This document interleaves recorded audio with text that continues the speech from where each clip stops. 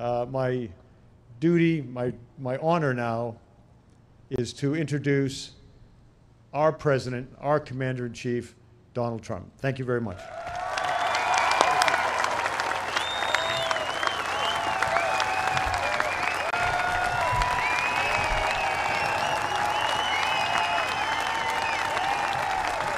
Thank you very much. Thank you, John. Thank you. Thank you and congratulations to the class of 2017. Great job. And General Kelly, I want to thank you for your leadership as the Coast Guard's Service Secretary. You've really been something very, very special to us as a country and to me and our administration. You've done, throughout your entire life, an incredible job defending your country. Thank you very much, John. Thank you. And John and all of his folks are also doing an incredible job protecting our homeland and our border. And I'm thrilled that my first address to the Service Academy is the graduation ceremony of the United States Coast Guard. Believe me, it's a great honor. I've been here before, and it's a very, very special place. Every cadet graduating today as your Commander-in-Chief, it is truly my honor to welcome you aboard. And you should take a moment to celebrate this incredible achievement. Governor Malloy, thank you for being here. Governor, thank you. We're glad you could join us, and I know how busy the governors are nowadays, and they're out there fighting.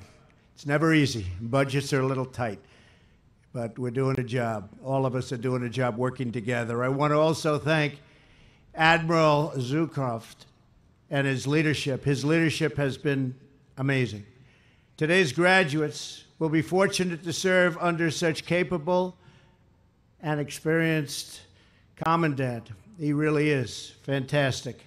Thanks also to Admiral Rendon, the Academy Superintendent. Admiral, I understand you come from a true Coast Guard family. 2 brothers, a nephew, a cousin, have all passed through these halls. That's very impressive. I guess you like the place, right? Somebody in your family has been doing something right, I can tell you that. I'm sure that they all are very proud, just as we are very proud of the fine young officers who are graduating today, Admiral, on your watch. I would also like to take this opportunity to express our appreciation to all of the parents and the grandparents and family members who have supported these amazing graduates. Give your parents and everyone a hand. Come on.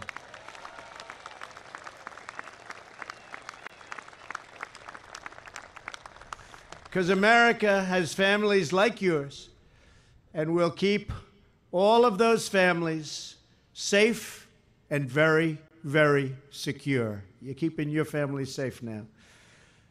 If you are not already, you're about to become military families. So starting today, I hope you feel the full gratitude of our nation. These fine young cadets are about to take their rightful place on the front line of defense for the United States of America. Cadets, you deserve not only the congratulations, but the gratitude of each and every American, and we all salute you. A proud nation.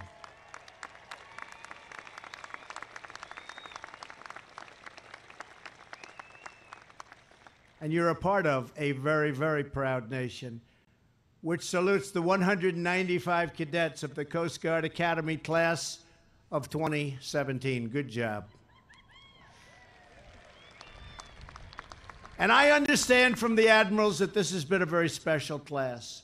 You've been trained here to handle the toughest of situations, the hardest of moments, really, that you can experience, and the hardest in people's lives, and to help the weak in their hour of need. But even for the Coast Guard, this class has been exceptionally dedicated to public service. You served breakfast at the local food bank every single weekday. You rebuilt a home with Habitat for Humanity. Last year, you led cadets in donating a total of 24,000 hours, a lot of time, to community service. You've done amazing work, and in the true Coast Guard fashion, you had fewer people and fewer resources, but you accomplished the objectives, and you did it with skill and with pride, and I'd like to say under budget and ahead of schedule. We're doing a lot of that now in the United States government. We're doing a lot of that. I won't talk about how much I saved you on the F-35 fighter jet. I won't even talk about it. Or how much we're about to save you on the Gerald Ford, the aircraft carrier. That had a little bit of an overrun problem before I got here. You know that. Still going to have an overrun problem. We came in when it was finished. But we're going to save some good money. And when we build the new aircraft carriers, they're going to be built under budget and ahead of schedule. Just remember that. That'll allow us to build more. Now, of course, there are always a few slip-ups from time to time. You know that. For example, I understand that once or twice, first-class cadet Bruce Kim, where's Bruce? Where's Bruce? Bruce, how do you do this to yourself, Bruce? As regimental parking officer, might have accidentally caused a few tickets to be issued or a few of your cars to be booted. Bruce, what's going on with you? But cadets, from this day forward, we want everyone to have a clean slate in life. That includes Bruce, right? And so, for any oversights or small violations that might have occurred this year, as tradition demands, I hereby absolve every cadet serving restrictions for minor offensive. Now, Bruce, stand up once again, Bruce. They saved you, Bruce, because they all wanted me to do that, okay? Thank you, Bruce. Congratulations, Bruce. Now everyone's the same. Good job. By the way, Bruce, don't worry about it. That's a tradition. I was forced to do that. You know that. Don't worry. This is truly an amazing group of cadets that are here today for commission. You could have gone to school anywhere you wanted and with very, very few responsibilities by comparison. Instead, you chose the path of service. You chose hard work, high standards, and a very noble mission to save lives, defend the homeland, and protect America's interest around the world. You chose the Coast Guard. Good choice. Good choice. You've learned skills they don't teach at other schools, right here on the grounds of this academy, and also on your larger campus, the Open Sea. That is a large, large campus, isn't it? A beautiful campus. But the greatest lesson you've learned at this proud institution is the knowledge you've learned about yourself. It's the knowledge that each and every one of you is something very special. You are leaders. For the first stormy days of your swab summer to your final weeks as a first-class cadet, you have been expected to take responsibility, to make decisions, and to act. And I, like all leaders, that's exactly what you have to do. You have to act, and you have to act properly, and you have to learn how to act under great, great pressure. You're all going to be under great pressure. You have to learn how to respond and to act under great pressure. Just days from now, you will put this vital skill into the service of your ships, your sectors, and your country. You'll serve as deck watch officers on our amazing Coast Guard cutters. You'll bring law and order to the dangerous waters as boating officers. You will block illegal shipments of cash, weapons, and drugs. You will battle the scourge of human trafficking, something that people haven't been talking about. One of the big plagues of the world, not our country only, the world, human trafficking. Americans will place their trust in your leadership, just as they have trusted in generations of Coast Guard men and women, with respect for your skill, with awe at your courage, and with the knowledge that you will always be ready. You are always ready.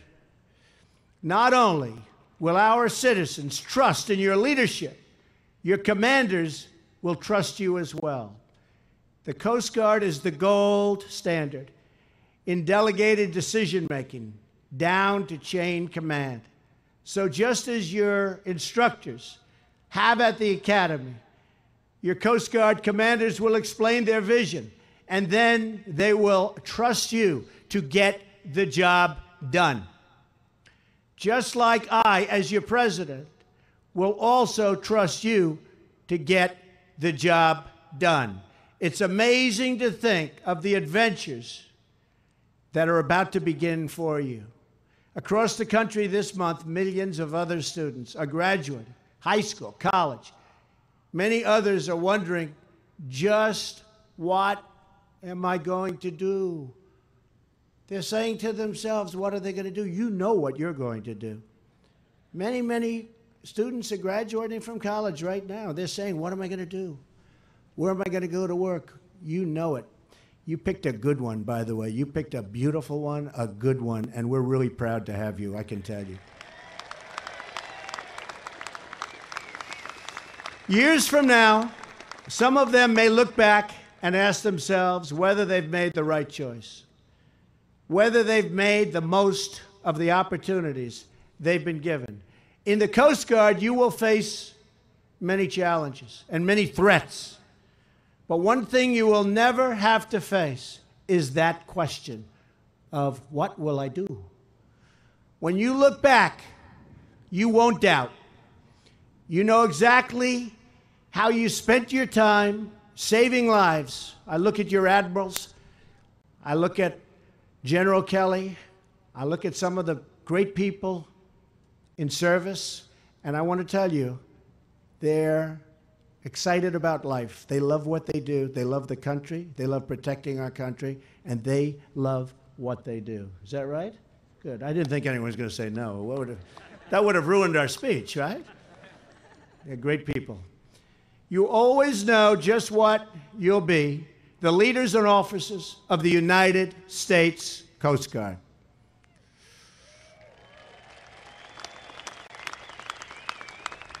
And when they see your uniform, everyone in the world will know exactly what that means.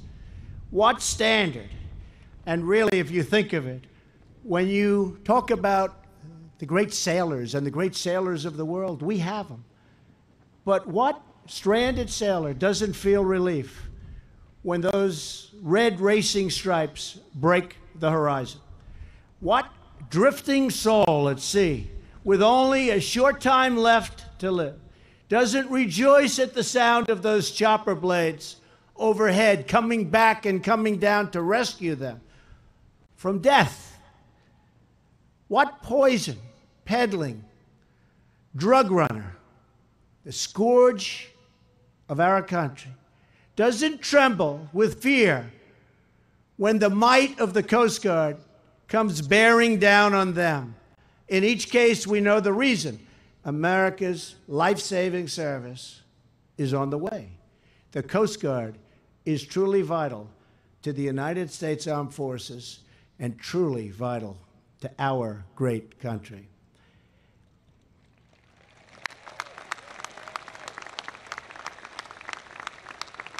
Out of the 5 branches of our armed services, it's only the Coast Guard that has the power to break through 21 feet of rock, solid Arctic ice, right?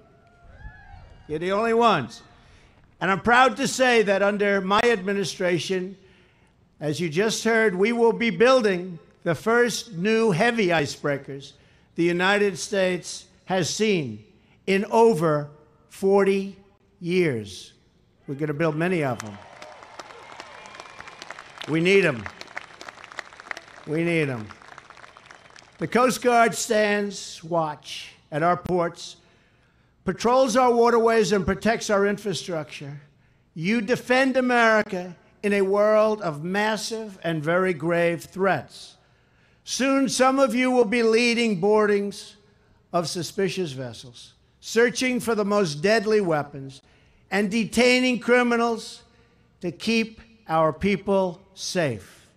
Others of you will work with partners in scores of countries around the globe, bringing in the full power of the United States Coast Guard right up to those distant shores, and some of those shores are very far away. To secure our borders from drug cartels, human smugglers, and terrorist threats, Coast Guard cutters patrol more than 1,500 miles below our southern border. A lot of people didn't know that. When enormous pride hits your heart, you realize that it's with this great skill and tremendous speed our Coast Guard men and women interdict dangerous criminals and billions of dollars worth of illegal narcotics every single year. Your helicopters launch from the decks of world-class national security cutters, and they chase drug smugglers at speeds far in excess of 50 knots. In rough seas, at high speeds, our incredible Coast Guard snipers take their aim at the smugglers' engines. And time after time, they take out the motors on the first shot. They don't like wasting the bullets, right? They actually don't.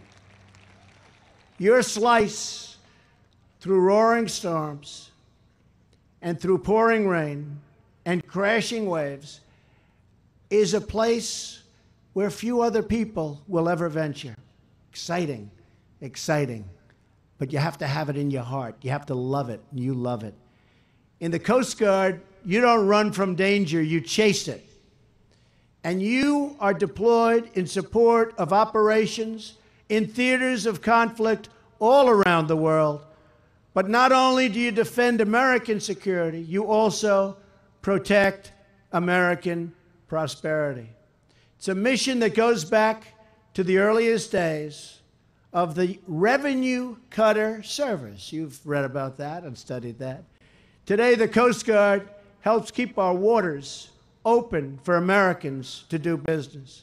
It keeps our rivers flowing with commerce, and it keeps our ports churning with American exports. You help billions and billions of dollars in goods to navigate our country every day. You are the only federal presence on our inland waterways. You police the arteries we need to rebuild this country and to bring prosperity back to our heartland. And we are becoming very, very prosperous again. You can see that. Think of the glorious mission that awaits. You will secure our harbors, our waterways, and our borders. You will partner with our allies to advance our security interests at home and abroad.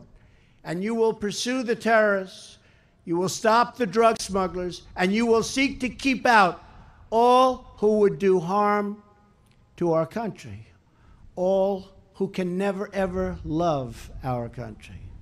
Together, we have the same mission, and your devotion and dedication makes me truly proud to be your Commander-in-Chief.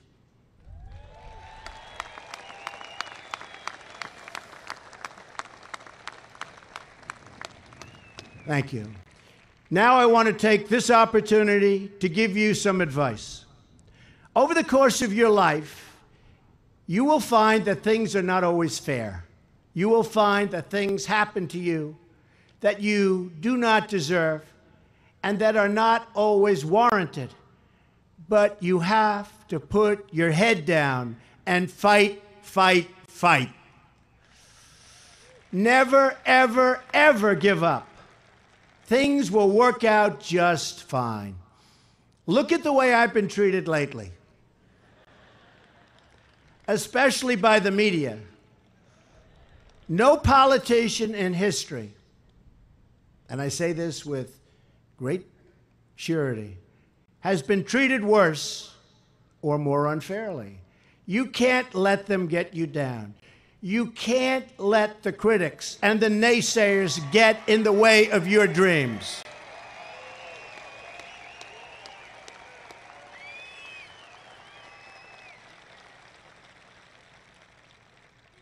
I guess that's why I won. Thank you. I guess that's why we won. Adversity makes you stronger.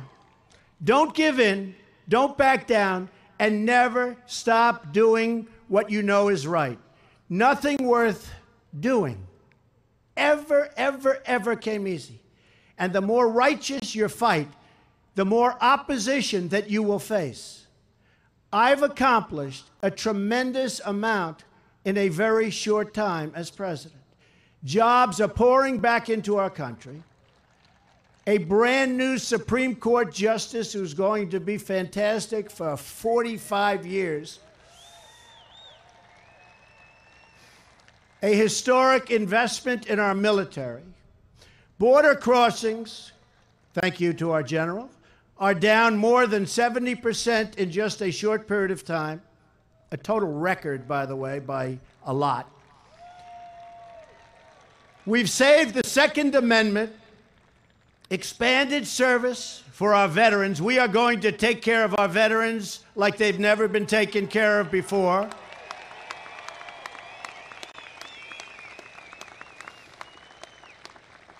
I've loosened up the strangling environmental chains wrapped around our country and our economy. Chains so tight that you couldn't do anything, that jobs were going down, we were losing business, we're loosening it up. We've begun plans and preparations for the border wall, which is going along very, very well. We're working on major tax cuts.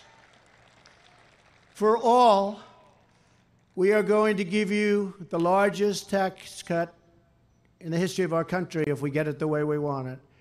And we're going to give you major tax reform.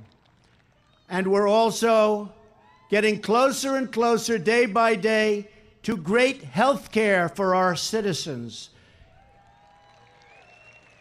And we are setting the stage right now for many, many more things to come. And the people understand what I'm doing, and that's the most important thing. I didn't get elected to serve the Washington media or special interests. I got elected to serve the forgotten men and women of our country, and that's what I'm doing. I will never stop fighting for you, and I will never stop fighting for the American people. As you leave this academy to embark on your exciting new voyage, I am heading on a very crucial journey as well. In a few days, I will make my first trip abroad as president, with the safety, security, and interests of the American people as my priority. I will strengthen old friendships and will seek new partners, but partners who also help us, not partners who take and take and take. Partners who help, and partners who help pay for whatever we are doing and all of the good we're doing for them, which is something that a lot of people have not gotten used to, and they just can't get used to it. I say, get used to it, folks. I'll ask them to unite for a future of peace and opposition, for our peoples and the peoples of the world. First in Saudi Arabia, where I'll speak with Muslim leaders and challenge them to fight hatred and extremism and embrace a peaceful future for their faith. And they're looking very much forward to hearing what we, as your representative, we have to say. We have to stop radical Islamic terrorism. Then in Israel, I'll reaffirm our unbreakable alliance with the Jewish state. In Rome, I will talk with Pope Francis about the contributions of Christian teachings to the world. Finally, I'll attend the NATO summit in Brussels and the G7 in Sicily to promote security, prosperity, and peace all over the world. I'll meet scores of leaders and honor the holiest sites of these three great religions. And everywhere I go, I will carry the inspiration I take from you each day, from your courage and determination to do whatever is required. Save and protect American lives.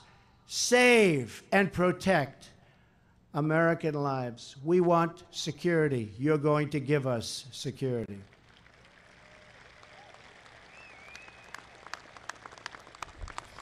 In just one example, we see how priceless that gift of life is to the people you touch every day. A few years ago, a Coast Guard helicopter and rescue swimmer took off in the direction of 3 terrified fishermen who clung to their sinking and burning vessel.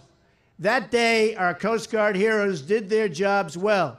They flew over the sea, despite tremendous danger, and extended a helping hand at the moment it was most urgently needed. There was very little time left. But that's not the most remarkable part of that story. As one Coast Guard swimmer put it, you do that stuff all the time. You do it every hour of the day. Something is happening all the time with the United States Coast Guard. You do an amazing job. A remarkable thing happened with that rescue. But when you think of it, you do those rescues all the time. There, the Vietnamese fishing captain grabbed the swimmer's hand. He looked at his Coast Guard rescuer in the eye and said, "I was asking God to please let me live. I need to see my kids. Please, God, please let me live so that I can see my kids. Then God sent me you." That's what he said.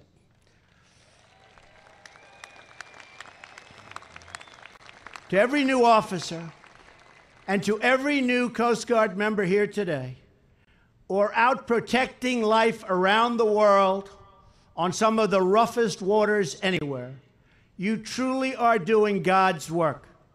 What a grateful heart you must all have, because it is with my very grateful heart and America's cheers for the Coast Guard and America cheers for you often that we wish you good luck.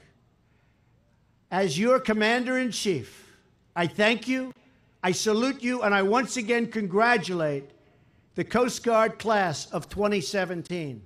God bless you, God bless the Coast Guard, and God bless the United States of America. Thank you very much. Thank you. Thank you very much. Thank you, everybody. Great honor. Good luck. Enjoy your life.